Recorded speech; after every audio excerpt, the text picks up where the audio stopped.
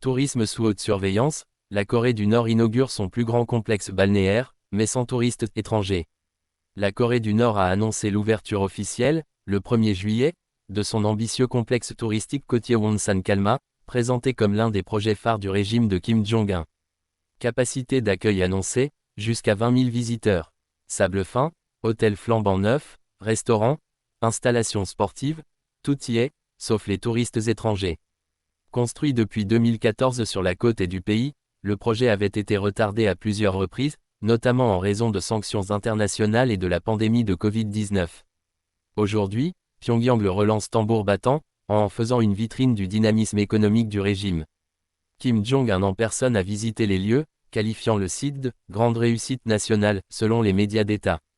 Mais derrière les caméras, la réalité reste bien plus opaque, l'accès au site reste strictement réservé aux citoyens nord-coréens, avec une ouverture très limitée prévue pour un groupe de touristes russes début juillet. Les autres étrangers, y compris les voyageurs chinois, historiquement les plus nombreux, devront patienter. Quant aux visiteurs occidentaux, leur retour semble encore très hypothétique.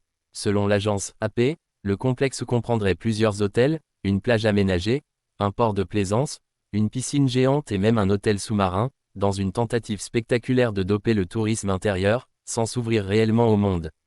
À ce jour, la Corée du Nord maintient un contrôle rigide des flux touristiques, les rares visiteurs autorisés sont strictement encadrés, et les interactions avec la population locale restent quasi inexistantes.